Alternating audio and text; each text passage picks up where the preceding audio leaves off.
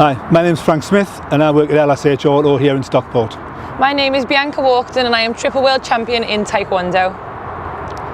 Hi Bianca, thanks for test driving the EQA. We just thought we'd have a bit of a chat about it and what you thought, and give you an honest opinion really. So what did you think of the overall drivability of the EQA? Well, at first I was a little bit sceptical because I didn't know, I've never drove an electrical car before. I didn't think how it would compare. But to be honest, all expectations were met. It was so easy to drive, so smooth. And I didn't expect it to be that quick as well. It was actually really quick off the mark. It was really fluent and smooth. And to be honest, like, I just didn't expect that much. So now I feel more overwhelmed trying it out, testing it out, and I would recommend it 100%. Yeah. I mean, when we first handed it over a couple of days ago before you went, we said to you how fast it would be and to give it a bit of beans. Yeah. And you went, oh, okay then. And then realistically, you just went out and did it, didn't you? Yeah. Yeah. Yeah, so I thought, because you always think like with the petrol cars, diesel cars, they'll just be like, you've always known that, it's always about speed and off the mark, but it was just as quick as I thought, and I loved it, to be fair. And I think it was more the smoothness around the corners. It never really stopped and started. Yeah. Obviously it is automatic as well, which helps. Yeah. But yeah, it was amazing. I loved it. Yeah. A lot of people are going to be watching this thinking, oh, electric cars, I'm going to have some range anxiety about, you know, if I've got 199 miles, I'm going to be able to do. Did that enter your head at all?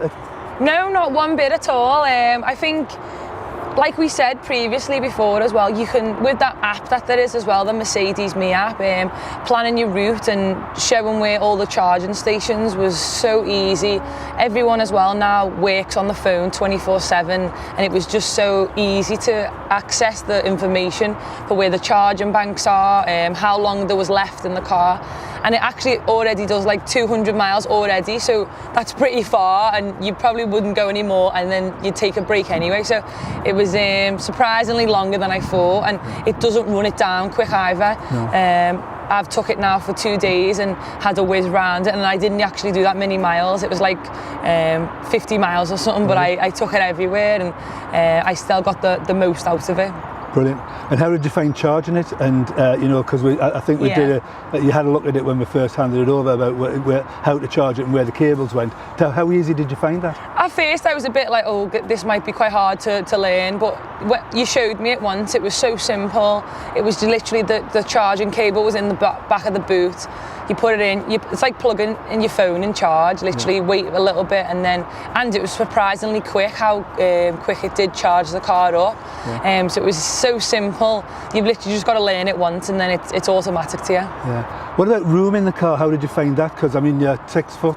6 foot, yeah. Yeah, so you're quite tall, so how did you find that within the car? Because obviously, you know, it's based on an A-class, so no, it was really roomy. There was loads of space. It's quite a big car anyway. It's like a big, like a hatchback, really, isn't it? So there was so much room, even in the boot, in the back seats as well. I loved it. I had so much room for my legs. I loved it. I bet you did. Yeah. And is there something on that car that you'd think, you know, that was the best thing about it? The one thing I did like was when I pressed the button, I couldn't hear nothing.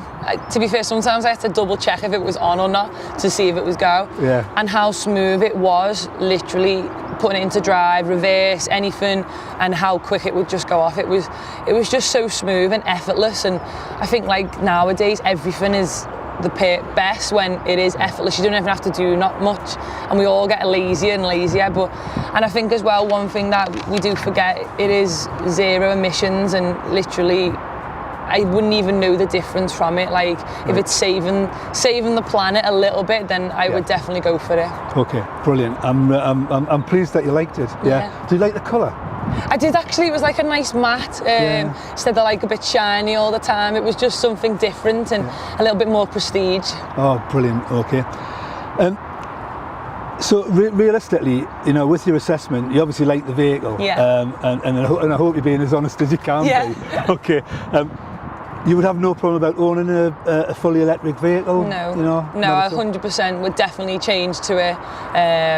it was just so much more simple, so easy, and even little things. I know it sounds silly, but when you go to the petrol station, you all the petrol's on your fingers and it stinks and all of that, and you don't have to worry about no carbon or not. And honestly, it was perfect, and you couldn't even tell the difference. I'd definitely change. Brilliant. Well, look, thank you very much indeed. It's been a pleasure meeting you again. Oh, thank you. Thank you for test driving the EQA. Thank you for letting me test drive it. It was a ball. I loved it. No problem. Thank you. Thank you.